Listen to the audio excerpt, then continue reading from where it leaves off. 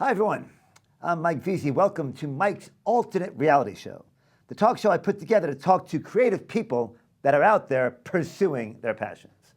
Later on, we're going to meet Kimbra Eberly, who has put together a great new art exhibition. But first up, we have a comedian who has done comedy in Staten Island for longer than anybody, as far as we can tell. Please welcome Nanci Richards. Yay. Nanci, long overdue. Thank you for coming on the show. Oh, thanks for having me.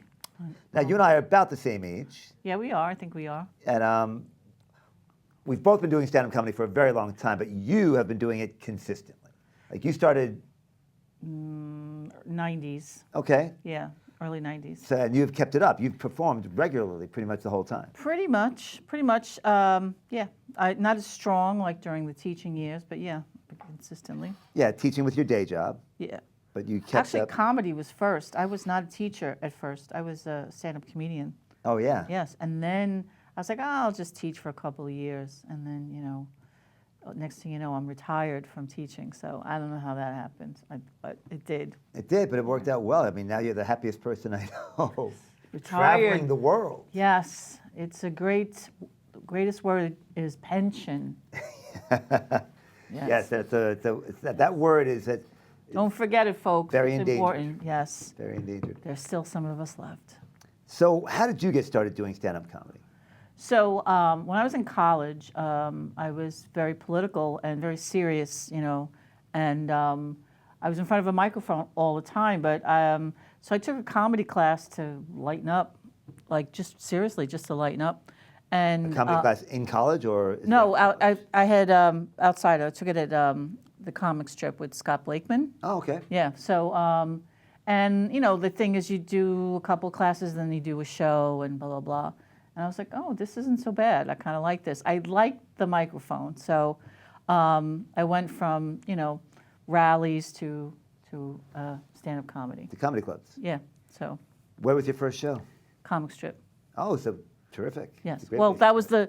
that was the showcase. The class with class. Scott. Yeah, and he did that. So. Yeah. And I remember the first night, WTF, Mark, what's his name? Mark Maron. Yes. Yeah. So he's at the bar. Also our age. And yes, and he was doing short attention span theater at the time. So I went up to him very excited, and I'm like, oh my God, this is my first show ever. And he literally, he was holding the glass, and he just looks at me, and then he goes back to his conversation, and I was like, so yeah, it was, that was funny. So Wow. yeah, I was like, okay, it's my big deal, not your big deal. So. I years ago, Caroline's was on like 8th or 9th Avenue. It was like the first Caroline's I ever visited. Then they went to the Seaport. Then they went to the Theater District. And Oh yeah. they went out of business. Oh, the Seaport. But I'm here. my friend and I loved Stephen Wright. I think we were in high school. Yeah. So we go to Caroline's, but we couldn't afford to go into Caroline's. But they had a bar outside the showroom where you could sit and listen to the show. Oh, like the cellar, like you can Yeah. go upstairs. Yeah. So we got a seat at the bar, and who walks in and stands right next to us but Stephen Wright. And he was going on, but he was getting a drink at the bar before he went on, and we got to talk to him for a while. Was he as cordial as Mark Maron? Much more cordial. he was perfectly nice. He was perfectly friendly, I'm sure he's a nice guy, but I was. Oh, Maron's legendary for Yes. his grouchiness, especially back in the day. I mean, Well, I was graced with the grouchiness, so yeah. he passed it along, maybe. Yeah, maybe. So there you are. So you perform at the comic strip, and then you got to make a go of it. Yeah, so I started doing stand-up, and I had graduated college, so I started doing comedy. I ran a really great mic at the Cargo in the 90s, Yep. Monday nights. Yeah, but I think I was there a few times. Yes, it was a great mic. The place was packed in the back, and we got some really interesting people that came, and another group that I started working with, Staten Island Trash. We met and formed in that group. We were like a little traveling show of poets, musicians, and comics. So some good things came out of that, and then. I did like regional road work, and then my mom was like, "When are you gonna get a job?" I'm like, I was making some money in comedy, so I started teaching because Well, I had in the 90s, you could make a decent living as a road comic. Yeah, so I didn't do too bad. Like I'd make Yeah. $100, $200 a weekend, but still, it wasn't gonna pay my rent. So, Right. and I lived on my own. So really, my mother, when come to think of it, I lived on my own. She wasn't paying my rent, and so I started teaching, and then I kind of did both, and I kind of married the two because I was like, hey, I could be in front of an audience. I have no problem. Teenagers are probably the hardest audience to entertain, and I did well there. And I just thought I was going to be a teacher for a couple of years, and I was going to marry a fireman or something, and do stand-up. Yeah, but so I didn't marry the fireman, so I had to. So 25 years later, I'm retired from teaching now. So I actually retired early because I really wanted to do more stand-up and do more creative. So I'm having a good time. So let's take you have a little clip, a short clip. Yes. Well, this one, I wanted to bring another clip from the International in Dublin, which is really a good club to play at, but it's lost in the cloud. So I have another short clip of the first time I did stand-up in Ireland. So it's a kind of raw, but it's a little bit. And how I got on that stage was we were walking in a Temple Bar, and I was just in Ireland, and this guy was barking. And So you were vacationing in Ireland? Yeah, I was vacationing. I was Wow. And I was so somebody was barking. Barking is Barking, trying to get, hey, come into my comedy show. Yeah. Everybody come on into the comedy show. Out on the street, just inviting people in. Yeah. So I asked the guy. I said, "Look, I go. I'm a comic from New York. I go, can I get some time?" So he's like, "Well, it's a contest." I go, "I don't care." So I was like, "As long as it's." So he put me up. He goes, "Well, you have to go last." I go, "Well, whatever," which was great because I actually got to see what they were all about, and pretty much everybody in that show did like priest jokes. So I had no priest jokes. So I definitely was going to stand out. And one of the things I learned about the show, because it was in Temple Bar, it was very much like Times Square, and working in Times Square, it's a lot of tourists. So when you perform in Times Square, you really kind of have to adapt to the tourists. So It's almost like a road gig. yeah, so I did really well that night because I was listening to like who was in the audience, and then I immediately went up. Like there was some Danish people in the audience, and I had said, I go, "You're from Denmark." I go, "The only time," I said, "I've been to Denmark," and I go, "The only time I ever met can I say asshole?" Yes, you can. Okay. I said, "The only time I ever met an asshole was a Swede," and they're like, "Ha ha!" They were just like, and I also know that under the Scandinavians, the Swedes get a lot of the jokes. Oh, yeah? So yeah, so I knew that. And then I said, most people go to Ireland for their heritage. I go, not me, because I'm Norwegian and it's too expensive to go there. And everybody in Europe knows that it's too expensive to go to Norway. Yeah. So I had a good opening. So that's the clip I was going to show you. And I won the contest. You won the contest? I won the contest. So because I won the contest, I had a little street cred. So I was able, I talked to a few people, and I arranged. I go to Ireland. I was, I go to Ireland a lot. Mm-hmm. So I arranged the next time I was going to be there to do like a couple of gigs. So every time I went, I did a couple of shows. Nice. Yeah. Here's a short clip of Nanci Richards performing at Temple Bar in Ireland. Plus, I'm Norwegian, and it's too expensive to go there. She's from Denmark. I couldn't afford Norway. I went to Copenhagen. And whenever I ran into an asshole in Copenhagen, it was a Swede. So that's cool. So I'm having a great time in Ireland. I mean, the reason why I came to Ireland was to drink and get laid. So that's why I'm here, okay? And let me tell you something. You Irish are the best hosts. And we're back. That's a fun little clip. Well, thank you. Yeah, it was definitely a little fun. That's amazing, just walking off the street and win a contest. Yeah, it was a little. You must have felt like a conquering hero. It was good. I mean, I was happy to get some time because getting stage time is half the problem in everywhere. Yeah. So so I was glad to get the stage time, and it was really good to win. So. And it led to some work. Yeah, it led to some work. So I said, hey, I won the duck. That was the contest. I won the duck. And when you look on the back there, you'll see the duck sign behind me. That's the duck. I won the duck. Okay.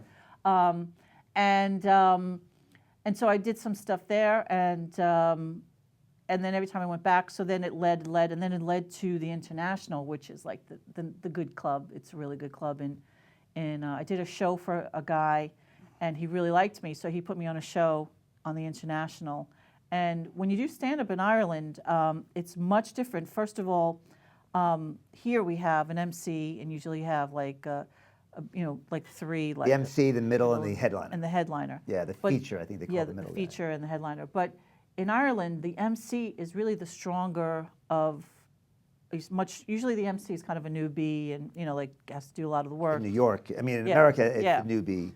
But there, you have to be pretty strong because in Ireland, he does a bit. He does a lot, like or she, and then brings up the comic. They do their bit, and then they stop. They go get a beer and then go have a cigarette. They have an intermission? They have an intermission, like a legit. They go out wow. because Irish got to go get their pints. So Yeah. they stop, go get their pints, go out and have a smoke, and then they come back and they start up again, and then the MC's got to bring them back. So it's a tough. That's a tough gig. You think, yeah. Yeah, so you have to be a strong MC, and they do it like 2 or 3 times. Wow. And in the Duck, they did that as well. They had a couple of comics, and they stopped.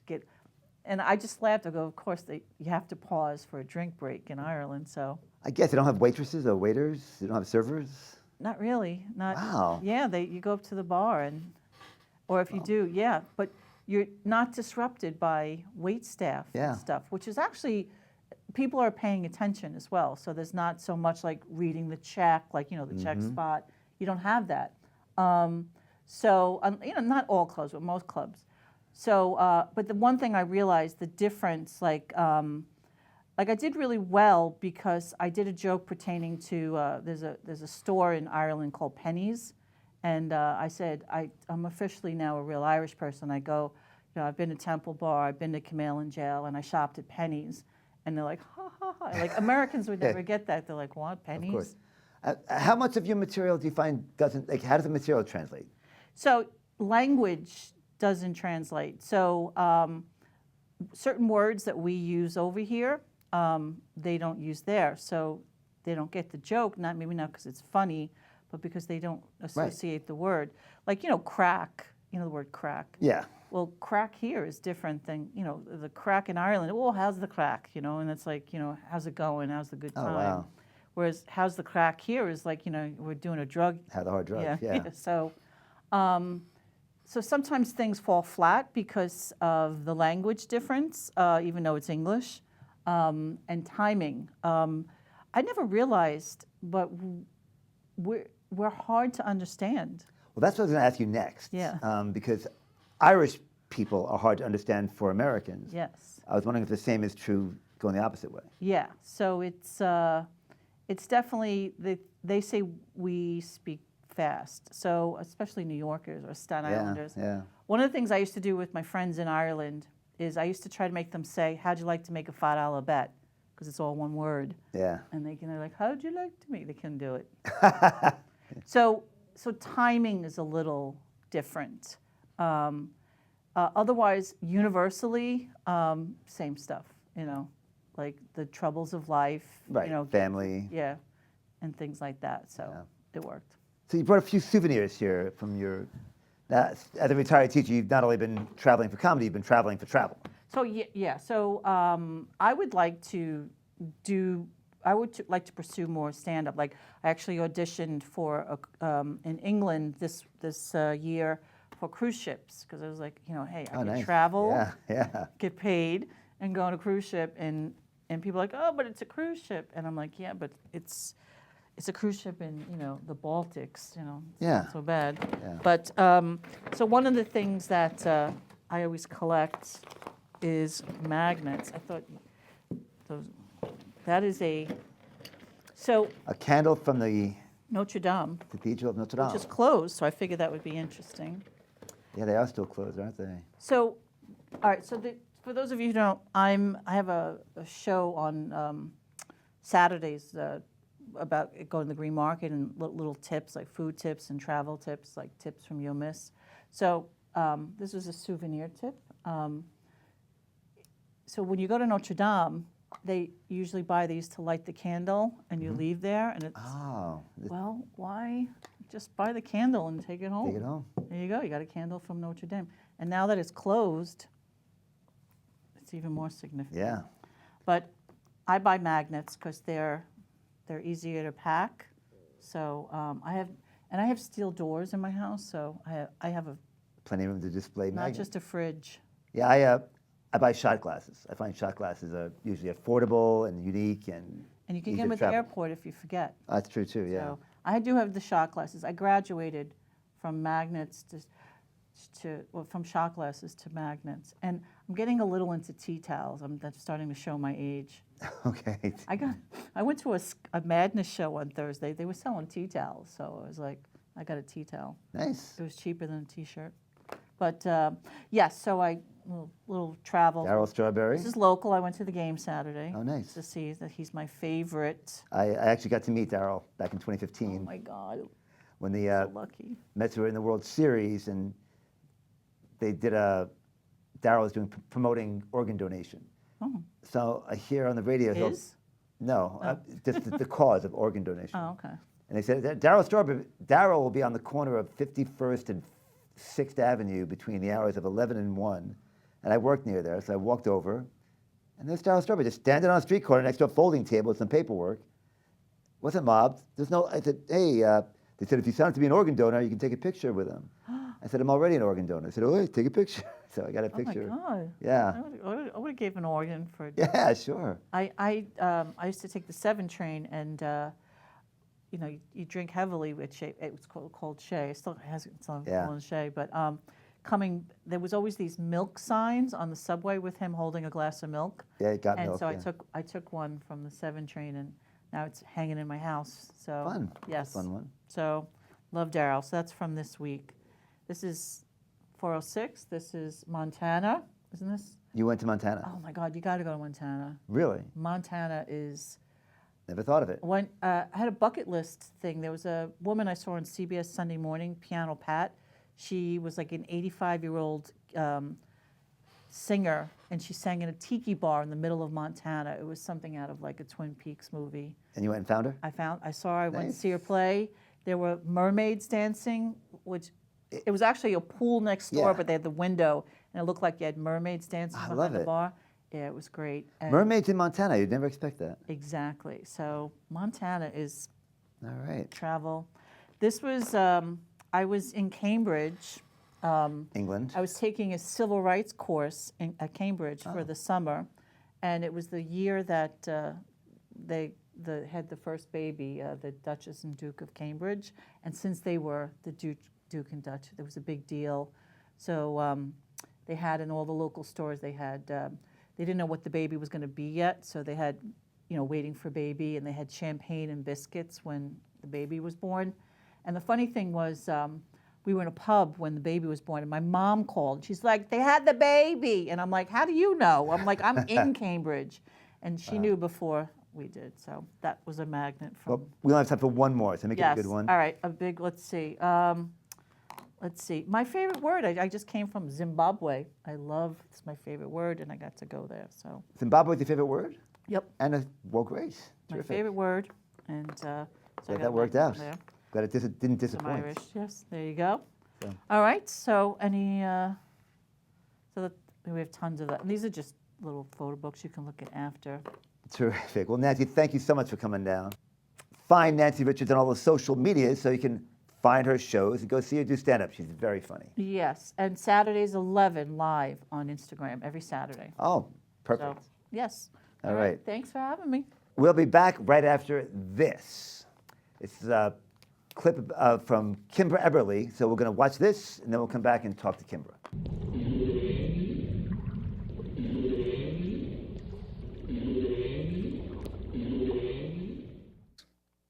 Hi everyone, my name's Kimbra Eberly. And my name is Carissa Pignatelli.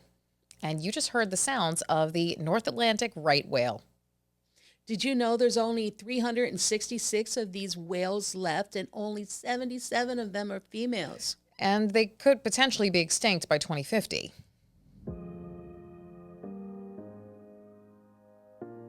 So for over a year, me and Kimbra have been collaborating on a whole multitude of projects together. And one day I decided to bring my Spirograph kit over. Yeah, and at the time, there was on the news about the polar bears losing their habitat And all of a sudden, a light bulb went off. Yes. And we said, what would happen if we incorporated Chris's spirographing And her painting. in my paintings? And this is what happened.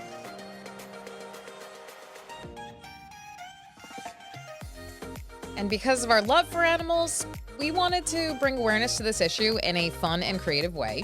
And that's why we made a walkthrough immersive art experience known as Project Extinction. So this exhibit will feature 5 very large murals, 12 feet by 9 feet. And they're animals that are on the critically endangered list. Yes, and we will also have some smaller paintings there too, all with the spirographing incorporated into them. One of the animals featured will be the panda bear. And did you know there's less than 2,000 panda bears left? And that's because there's been a lot of overbuilding with infrastructure across the places where they get their main source of food, which is bamboo. Also is the emperor penguin. More than 90% of those emperor colonies are predicted to be extinct by the turn of the century, and it's all because of global warming and the ice caps melting. One of the animals that's been in the news lately is the baby giraffe that was born without any spots and is the only one that exists in the world. Giraffes are the world's tallest animals, and they're facing extinction with less than a few hundred left. In particular, we've got 2 subspecies, the Rothschild and the West African giraffe. And they could very well be extinct unless we act quickly. The monarch butterfly has been on the decline. It declined 85% in the last 2 decades, and it's because of global warming. Their major food source is milkweed fields, which have been on the decline. But something that we're doing to bring attention to this issue and support research is we are working on and publishing an educational coloring book, and it's for kids and adults alike, where you could put your own spin on the art. And there's also a spirograph kit that goes along with that book. So we'll see you there this summer for Project Extinction. An art exhibit at Hub 17's Theater and Gallery.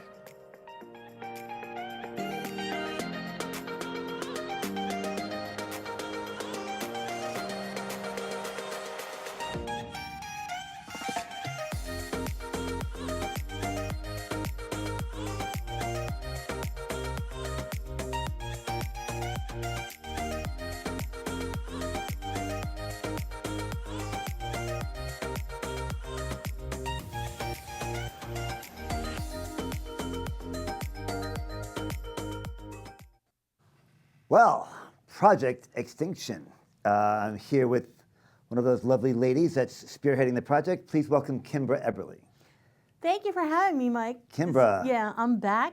I You was are back. I don't know how many years, a couple years ago. It wasn't that long ago. It was when you published your book. Yeah. The book about Lizzie Borden. Yeah, and you're actually in another book I got published, The Writer's Block, which Yeah, The was Writer's last Block. year. You have a play in it. That was a terrific book, and I bought several copies. Yes, It's, he did. The compilation of our writers group.